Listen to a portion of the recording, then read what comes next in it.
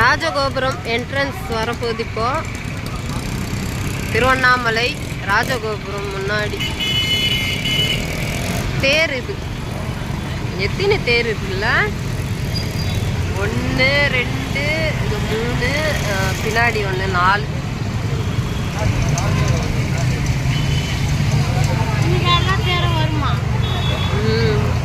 என்ட்ரன்ஸ்ல இருக்கிற ராஜகோபுரம் திருவண்ணாமலை அண்ணாமலையாரின் ராஜகோபுரம். ஹாய் ஃப்ரெண்ட்ஸ், எல்லாருக்குமே வணக்கம். இன்னைக்கு நம்ம அழகான சுற்றுலா சேனல்ல எங்க வந்திருக்கோம்னு பார்த்தீங்கன்னா திருவண்ணாமலைக்கு தான் வந்திருக்கோம். எதுக்கு வந்திருக்கோம்?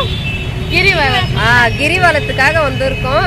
நம்மளுக்கு பேக் சைடில் தெரியுது பாருங்க, திருவண்ணாமலையாரோட ராஜகோபுரம். இன்னைக்கு இந்த வீடியோவில் மலையை சுற்றி கிரிவல பாதையை தான் இன்னைக்கு நம்ம வீடியோவில் பார்க்க போகிறோம். வாங்க கிரிவல பாதை எப்படி இருக்குன்னு போய் பார்க்கலாம். வாங்க எங்கள் கூட சேர்ந்து நீங்களும் கிரிவலத்துக்கு ரெடியா? போகலாமா? ஸ்டார்ட் பண்ணலாமா? இங்கே கற்பூரம் ஏற்றியாச்சு. நம்ம இப்போ கிரிவலத்தை ஸ்டார்ட் பண்ணலாம்.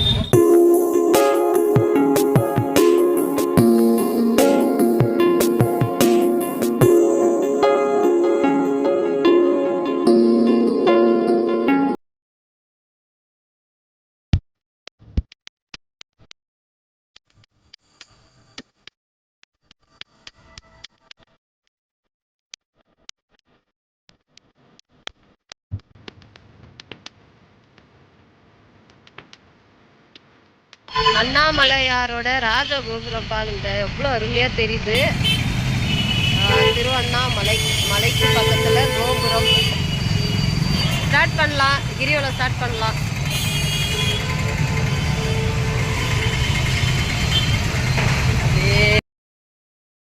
ராஜகோபுரத்துக்கு எதிர்த்தாப்புலே கொஞ்சம் தள்ளி பார்த்தீங்கன்னா கிழக்கு திசை நோக்கி அமைந்திருக்கிற முதலாவது இந்திரன் வழிபட்ட லிங்கமான இந்திரலிங்கம் பெயர் கொண்டு அமைந்திருக்காரு. நம்ம இந்த சைடில் வந்துட்டோம். கோவில் ஒட்டியே வரவங்க இந்த வழியில் வருவாங்க. இந்த சைட்லேருந்து நாம் அப்படியே நம்ம ஸ்ட்ரைட்டாக வந்ததால் இந்த வழியில் வந்துட்டோம். இதுதான் கோவிலுக்கு ஒட்டி வர வழி. நம்ம இந்த வழி 2 வழியிலையும் வரலாம். எல்லாமே இந்த இடத்துல தான் ஒன்று சேருவாங்க. இதுதான் ஃப்ரண்ட்லேருந்து வந்தாலும் இல்லை கோவில் ஒட்டி வந்தாலும் எல்லாமே இங்கே ஒன்றா தான். இதுலேருந்து தான் கிரிவலம் ஒரே ரோடாக ஸ்டார்ட் ஆகும்.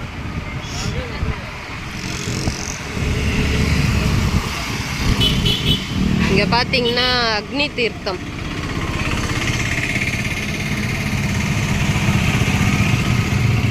அடுத்தது அக்னி லிங்கம் ஸ்டார்ட் ஆகுது. இதுக்கு முன்னாடியே ஒரு லிங்கம் வருமே, ஃபர்ஸ்ட் லிங்கம் அந்த சைடில் இருக்குது. நம்ம போகல, இது 2வது லிங்கம்னு நினைக்கிறேன்.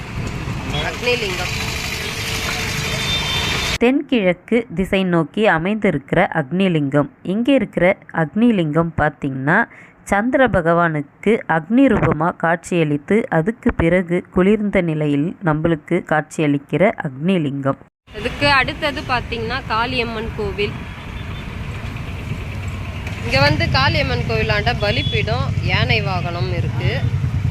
சிங்க வாகனம் தான் அம்மனாண்ட இருக்கும். இங்கே யானை வாகனம், முன்னாடி நவகிரகம், உள்ளதான் மூலஸ்தானம். அடுத்தது பார்த்திங்கன்னா தட்சிணாமூர்த்தி உள்ள மூலவர் அருமையாக தெரிகிறாரு. இந்த மாதிரி கோவில் தட்சிணாமூர்த்தி கோவில். இதுக்கு அடுத்தது பார்த்திங்கன்னா இங்கே ஓம் சக்தி கோவில் இருக்குது. மேல்மருவத்தூர் பீடம் அம்மனுடைய கோவில் ரொம்ப அற்புதமாக இருக்குது. வெளியே பார்த்தீங்கன்னா அப்படியே பாம்பு மாதிரி அதுக்கு கீழே சிங்கம், இந்த மாதிரி கோவில் ரொம்ப அலங்காரமாக இருக்குது. பார்க்குறதுக்கே ரொம்ப சூப்பராக கட்டியிருக்காங்க.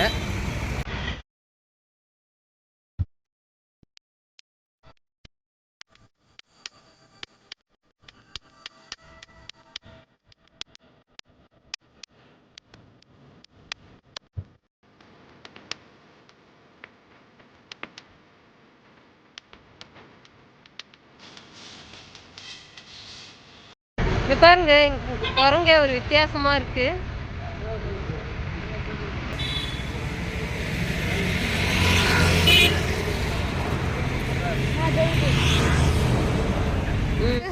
சிம்ம தீர்த்த குளம்.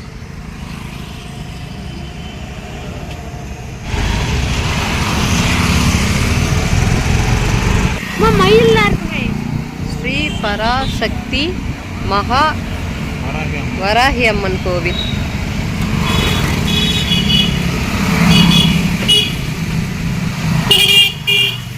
சாதா நாள் தான், பௌர்ணமி கூட இல்லை.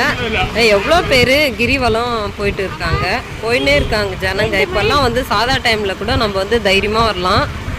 கிரிவலம் நிறைய பேர் வந்து சுற்றுறாங்க. வழியெல்லாம் பாருங்கள் எவ்வளோ பேர் கிரிவலம் போகிறாங்கன்ட்டு.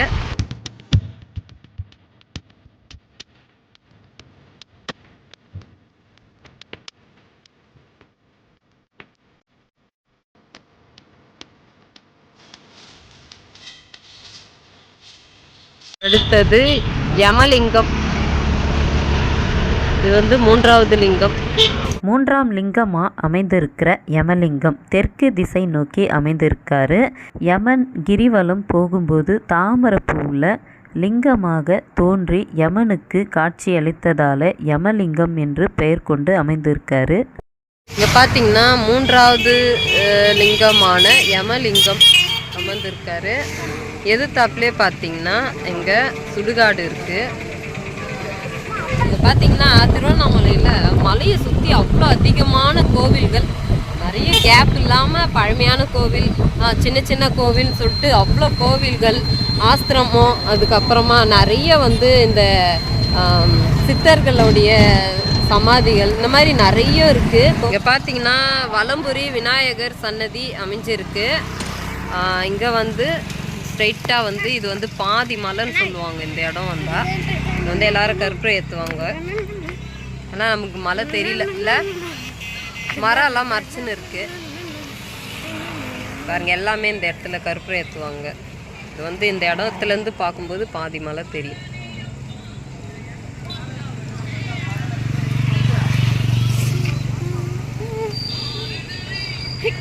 வாங்க கிரிவலம் ஸ்டார்ட் பண்ணலாம். கார்த்திக் கற்பூரம் ஏற்றிட்டியா?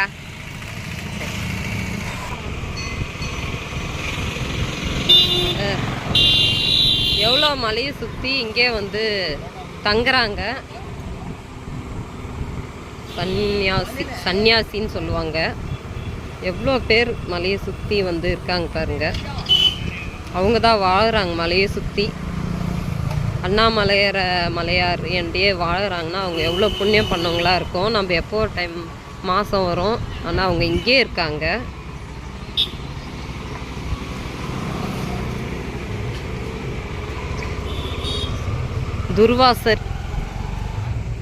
துர்வாசருடைய வந்து கோவில், அம்மனுடைய சன்னதி பார்த்திங்கன்னா சிவபெருமாள் எதிர்க்கும் நந்தி. இங்கே வந்து அம்மனுடைய சன்னதி. இங்கே ஒரு சன்னதி.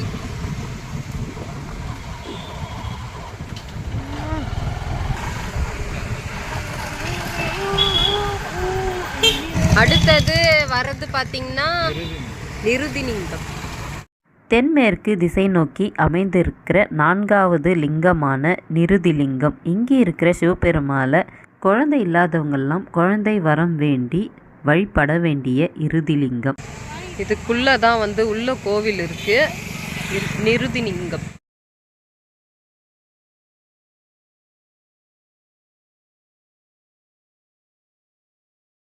இங்கே பாருங்க, பத்ரகாளி அம்மன் நவலிங்கம் சன்னதி அமைஞ்சிருக்கு. ஸ்ட்ரைட்டாகவே பார்த்தீங்கன்னா சூப்பராக தெரியுது, அருமையாக சுவாமி. சிவன் பார்வதி உள்ள வந்து சுதைப்பு சிற்பம் ரொம்ப அற்புதமாக இருக்குது. முன்னாடி லிங்கம், கோவிலே ஒரு வித்தியாசமாக நல்லாயிருக்கு. அந்த சுதைப்பு சிற்பம் எல்லாமே சூப்பராக இருக்குங்களா. இங்கே பார்த்தீங்கன்னா திருநேர் அண்ணாமலையார்.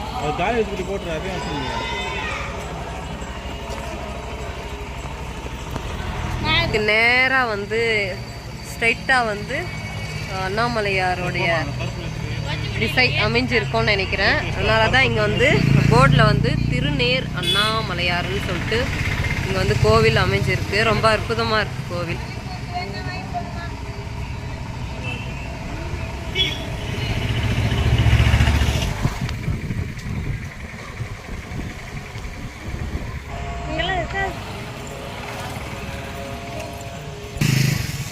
ஸ்ரீ வீர ஆஞ்சநேயர் கோவில். இங்கே பாருங்க ராகவேந்திரா கோவில். ராகவேந்திரா கோவில்.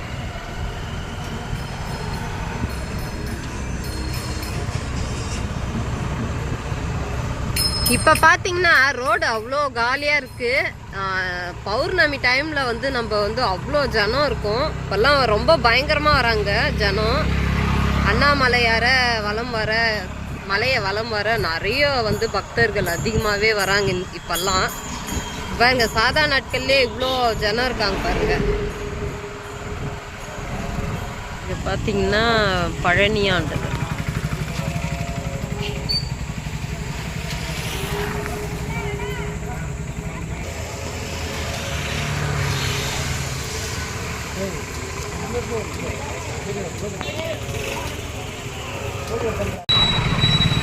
இங்க பாத்தீங்கன்னா நித்யானந்த ஆசிரமம், அவருடைய ஆசிரமம்.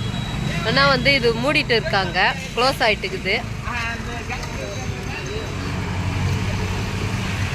உள்ள வந்து ஒரு சிலை இருக்கு, அவருடைய சிலையா என்னன்னு தெரியல.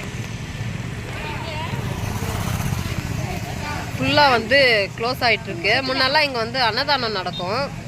கிரிவல வர பக்தர்களுக்கு இங்கே அன்னதானம் இருக்கும். இப்போ வந்து க்ளோசிங்கில் இருக்குது. சரி போகலாமா? அப்படியே பார்த்தீங்கன்னா ராஜராஜேஸ்வரி அம்மனுடைய கோவில். ராஜராஜேஸ்வரி அம்மன் அற்புதமாக சுதை சிற்பம் அற்புதமாக அமைச்சிருக்காங்க. இந்த பக்கம் பிள்ளையார், முருகர், ராஜேஸ்வரி. அடுத்தது சூரியலிங்கம்.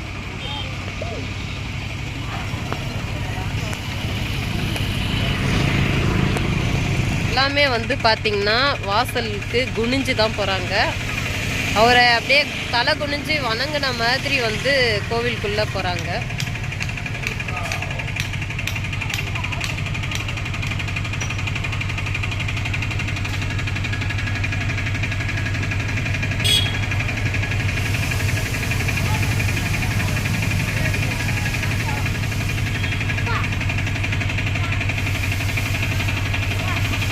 சூரியலிங்கம் பார்த்தீங்கன்னா வருணலிங்கம்.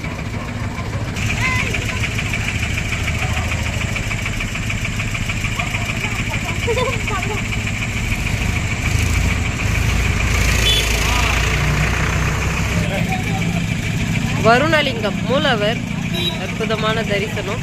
நாம் இப்போ பார்க்குறது மேற்கு திசை நோக்கி அமைந்திருக்கிற 5வது வருணலிங்கம். வருண பகவானுக்கு சிவபெருமாள் நீர் வடிவில் வந்து காட்சியளித்த இடம்தான் இங்கே இருக்கிற வருணலிங்கம். 5வது லிங்கமான வருணலிங்கம். இதுக்கு அடுத்தது 6, 7, 8. 5வது வருணலிங்கம். இன்னும் 3 லிங்கம் இருக்குது. சூரியலிங்கமும் சந்திரலிங்கமும் வந்து கணக்கில் இல்லையா. 10 லிங்கம் மொத்தம். 8 லிங்கம் தான் வந்து கணக்கு. சூரியலிங்கமும் அதாவது இன்னொன்று வந்து சந்திரலிங்கம், இது ரெண்டுமே இல்லை. மீதி 8 லிங்கமும் வந்து இது கணக்குன்னு சொல்கிறாங்க. இன்னும் வந்து நம்ம 3 லிங்கம் இருக்குது மலையை சுற்றி. ஃப்ரண்ட் கேமரான்றதால வந்து எழுத்தெல்லாம் தலைக்கே தெரியுது இல்லை.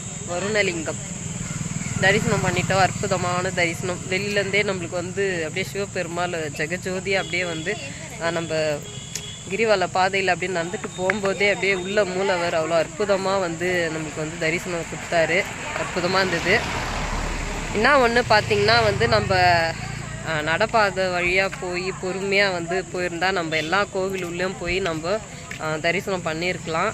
இப்போ வந்து நாங்கள் ஒரு டைமிங்கு மிஸ் ஆகி வந்தோம். நம்ம வந்து ரொம்ப தூரம் போக வேண்டியதாக இருக்குது. அதனால் இப்போ வந்து டைமிங்கு வந்து பத்தலை. அதனால் நம்ம எந்த கோவில் உள்ளேயும் போகல. வெளியிலே வந்து கற்பூரம் ஏற்றிட்டு நம்ம வந்து சிவபெருமானை தரிசனம் பண்ணிட்டு இருக்கோம்.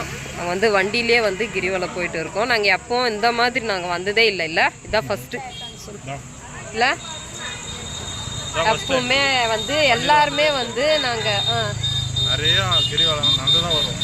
இன்னைக்கு டைம் ஆச்சு, பசங்க லேட் ஆகிடுச்சுன்னா வண்டியில் வந்து இதுதான் ஃபஸ்ட்டு முறை நாங்கள் கிரிவலம் வர்றது. எப்பவுமே வந்து இப்போ கொஞ்ச நாளாக நாங்கள் வரலினாலும் நம்ம ஒரு 2 வருஷத்துக்கு முன்னாடி நாங்கள் மாதம் வந்து கரெக்டாக கிரிவலம் வந்து மிஸ் பண்ணவே மாட்டோம். ரொம்ப பிடிக்கும் எங்களுக்கு கிரிவலம்ன்றது. ஒரு எப்படி சொல்கிறது, அது வந்து ஒரு மனசுக்கு அமைதி, அது ஒரு சொல்ல முடியாத ஒரு தனிமையான ஒரு சந்தோஷம். அது வந்து நம்ம அந்த திருவண்ணாமலையாரை வந்து பார்த்துட்டு நம்ம அந்த மலையை கிரிவலம் வரும்போது அந்த மனசுக்கே நம்மளுக்கு வந்து அந்த ஒரு வித்தியாசம் தெரியும். அது வந்து வார்த்தையால் வந்து சொல்ல முடியாது. நீங்களும் கண்டிப்பாக பௌர்ணமிக்கோ இல்லை வந்து ஒரு பிரதோஷ டைமில், சனி பிரதோஷம், இந்த மாதிரி வந்து கிரிவல பக்தர்கள் அதிகமாக வராங்க. நீங்கள் கண்டிப்பாக வந்து திருவண்ணாமலையாரை தரிசனம் பண்ணிவிட்டு கிரிவலம் வந்து பாருங்கள். உங்களுக்கு அப்போ தான் வந்து இதுக்குள்ளே இருக்கிற அந்த ஒரு இது ஒரு என்ன சொல்கிறது, சொல்ல முடியாத ஒரு சந்தோஷம் உங்களுக்கு வந்து புரியும். எங்களுக்கு அது வந்து ரொம்ப பிடிக்கும். இப்போ வந்து சமீபமாக கொஞ்ச நாளாக நாங்கள் வந்து கிரிவலம் வந்து வரல. இப்போ பார்த்திங்கன்னா ரொம்ப நாள் கழிச்சு வந்து நாங்கள் வந்து வண்டியில் கிரிவலம் வந்து இருக்கோம். வாங்க, இன்னும் வந்து 3 லிங்கம் வந்து தரிசனம் பண்ணணும். போலாமா? அடுத்தது வாயுலிங்கம்.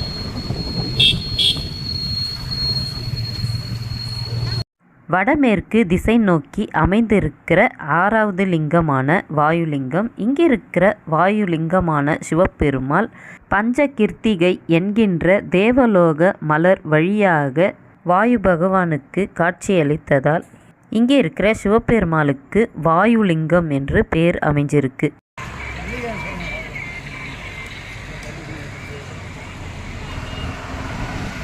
என்ன லிங்கம்?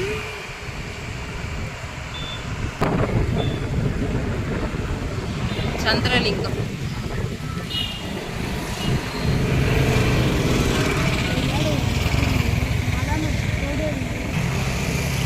இதான் வந்து சந்திரலிங்கம் சொன்னாங்க. குபேரலிங்கம். வடக்கு திசை நோக்கி அமைந்திருக்கிற 7வது லிங்கமான குபேரலிங்கம். செல்வமெல்லாம் இழந்த குபேரன் இங்கே இருக்கிற சிவபெருமாளை வேண்டி இழந்த செல்வத்தை திரும்பும் பெற்றாராம். அதனால தான் இங்கே இருக்கிற சிவபெருமாளுக்கு குபேரலிங்கம் என்று பேர் அமைஞ்சிருக்கு. கருப்புறம் தீபம்லாம் இங்கே ஏற்றிட்டு உள்ள குபேரலிங்கம் அமர்ந்திருக்காரு. உள்ளே போனோம். மூலவரை தரிசிக்கணும்னா உள்ளே இருக்குது கோவில். ஸ்ட்ரைட்டாக உள்ளே போனோம்ல.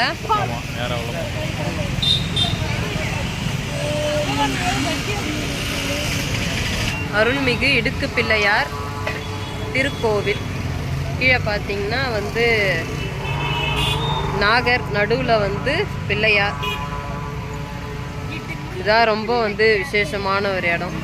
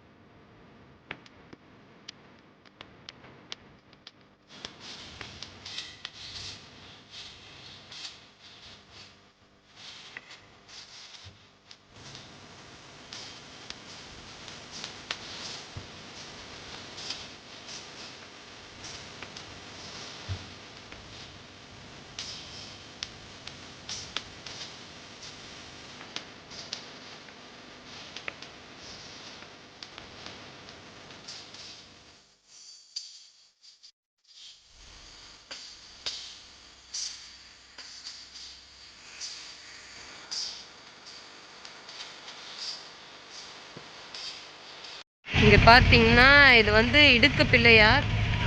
இது வந்து பார்த்திங்கன்னா அந்த சந்துக்குள்ளேருந்து இந்த பேக் சைடில் போய் அந்த சந்துக்குள்ளேருந்து ரொம்ப கஷ்டமாக இருக்கும். அது வழியாக நம்ம வெளியில் வந்தால் நினச்சது நடக்கும்னு சொல்லிட்டு ரொம்ப ஐதீகமாக இங்கே வந்து இதை வழிபடுறாங்க. இந்த மாதிரி பாருங்க, அற்புதமான ஒரு காட்சி. இல்லை, அது தனியாக வானத்தில் இருக்கு. செம்மையாக இருக்கு. நம்ம வந்து இடுக்கு பிள்ளையார் அவரை வணங்கிட்டு அதுக்கப்புறம் கிரிவலத்தை முடிக்க போகிறோம். நம்ம வந்து வண்டியிலேயே வந்து சுற்றி வந்து நம்ம இப்படி தான் ஸ்டார்ட் பண்ணி கோவில்கிட்ட போயிட்டு அதுக்கப்புறம் அப்படியே சுற்றி திருப்பியும் இங்கே வந்துட்டோம். ஆனால் இப்போ வந்து லாஸ்ட் லிங்கம் வந்து நம்ம 8வது லிங்கம் இன்னும் கொஞ்சம் தூரம் போய் தான் பார்க்கணும். இப்போ கருப்புரை இங்கே ஏற்றிடலாம். ஏற்றுங்க. எப்பவுமே முடிக்கிற இடத்த நாங்கள் வந்து கற்பூரம் ஏற்றுவோம்.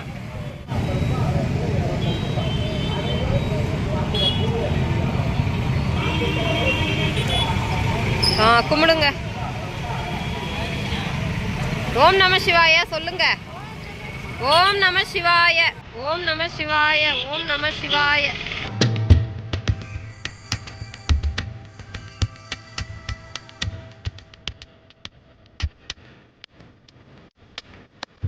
வந்து நம்ம இங்கே வந்து பஸ் ஸ்டாண்ட் ஆண்ட வந்து முடிச்சுட்டோம். இப்போ வந்து இன்னொரு லாஸ்ட் லிங்கம் வந்து நம்ம இன்னும் கொஞ்சம் தூரம் போனோம்.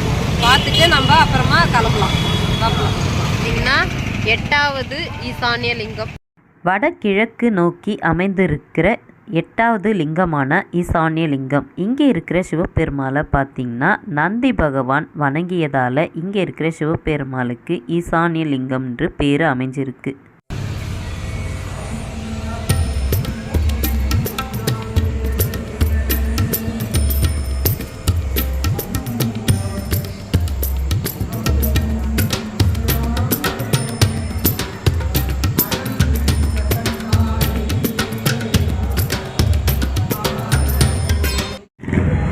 கிரிவலம் பார்த்திங்கன்னா வெற்றிகரமாக முடிச்சிட்டோம்.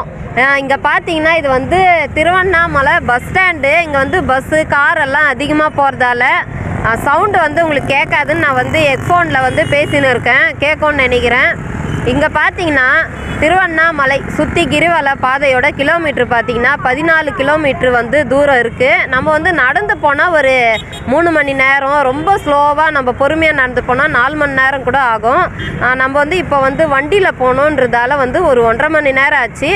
அப்போ இன்னும் சீக்கிரமாக கூட முடியும். நாங்கள் வந்து கோயிலில் இறங்கி கற்பூரம் ஏற்றிட்டு வந்தோம். இன்னும் கோவிலுக்குள்ளே போய் ஒவ்வொரு கோவில்லையும் நம்ம 8 லிங்கத்தையும் தரிசனம் பண்ணிட்டு வந்தோம்னா இன்னும் லேட் ஆகும்.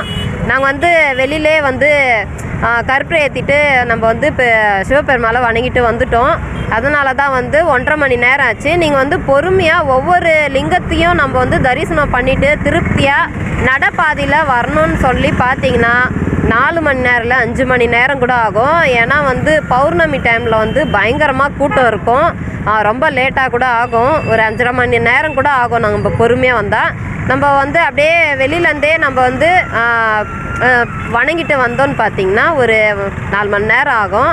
இது வரைக்கும் நாங்கள் வண்டியில் கிரிவலம் வந்ததில்லை, நாங்கள் நடந்து தான் போவோம். நாங்கள் ஒரு 10 பேர் எங்கள் குடும்பத்தோடு சேர்ந்து எல்லாமே வந்து ஒரு 10 பேராக ரொம்ப வந்து நம்ம வந்து ஒரு இதுவாக போவோம்ல, ஒரு ஜாலியாக இருக்கும். அதே மாதிரி சிவபெருமாளை தரிசனம் பண்ண மாதிரியே இருக்கும். கிரிவலம் வந்து அவ்வளோ திருப்தியாக இருக்கும் எங்களுக்கு. வந்து இந்த மாதிரி கிரிவலம் வரணும்னு சொல்லிட்டு இங்கே வருவோம். நாங்கள் இப்போ தான் வந்து வண்டியில் வந்தோம். பார்த்துருப்பீங்க எல்லாரும் கிரிவல பாதை 8 லிங்கம் பார்த்தோம். இன்னொரு விஷயம் என்னன்னு பார்த்தீங்கன்னா ஒரு லிங்கம் வந்து எப்போவுமே மிஸ் பண்ணிவிடுவோம் நம்ம. இது வந்து கோவிலுக்கு இந்த சைடில் உள்ளே இருக்குதுன்னு சொல்கிறாங்க. ஃப்ரண்ட்லேயே கோவில் ஸ்டார்டிங்லேருந்து கொஞ்சம் தூரத்தில் கொஞ்சம் உள்ளே இருக்கான் ஒரு லிங்கம் வந்து. அது நம்மளால் எப்போவுமே தரிசிக்க முடியல. நம்ம 2வது லிங்கம் வந்து அது என்னது அக்னி லிங்கத்துலேருந்து தான் நம்ம எப்போவுமே தரிசனம் பண்ணுவோம். லாஸ்ட்டில் பார்த்துருப்பீங்க ஈசானிய லிங்கம் வந்து 8வது லிங்கம் நம்ம வந்து பார்த்தோம். ரொம்ப அற்புதமாக இருந்தது.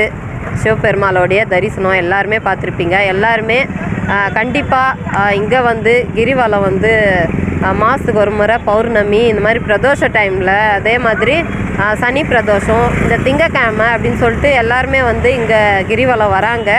முன்ன பார்த்திங்கன்னா பௌர்ணமிக்கு தான் ரொம்ப முக்கியமாக வந்துட்டு இருந்தாங்க. இப்போ பார்த்திங்கன்னா எப்போவுமே வந்து கிரிவலம் வந்துட்டு தான் இருக்காங்க. நம்ம தைரியமாக வந்து சுற்றலாம். வாங்க, கண்டிப்பாக சிவபெருமாளை தரிசனம் பண்ணுங்கள். ரொம்ப அற்புதமாக இருந்தது. இங்கே பார்த்திங்கன்னா பஞ்சபூத ஸ்தலங்களில் அக்னி ஸ்தலமாக இங்கே இருக்கிற சிவபெருமாள் வந்து மலை வடிவில் வந்து இங்கே அமர்ந்திருக்காரு. ரொம்ப அற்புதமான ஒரு கோவில், அற்புதமான ஒரு பூமி. அக்னி லிங்கம் இங்கே அமைந்திருக்காரு. திருவண்ணாமலையார் உண்ணாமலை அம்மனோட அமர்ந்திருக்காரு. ரொம்ப அற்புதமான ஒரு பூமி. இதை கிரிவலம் வரணுன்னாவே நம்ம புண்ணியம் பண்ணியிருக்கணும். கண்டிப்பாக நீங்களும் வாங்க. இதே மாதிரி இன்னொரு வீடியோவில் பார்க்கலாம். எங்கள் வீடியோ பிடிச்சிருந்தா லைக் பண்ணுங்கள், ஷேர் பண்ணுங்கள், கமெண்ட்ஸ் பண்ணுங்கள். மறக்காமல் சப்ஸ்கிரைப் பண்ணுங்கள். பக்கத்தில் இருக்கிற பெல் ஐக்கனை கிளிக் பண்ணுங்கள். இதே மாதிரி இன்னொரு வீடியோவில் பார்க்கலாம். எல்லாருக்குமே பாய் பாய் சொல்லுங்கள். பாய்.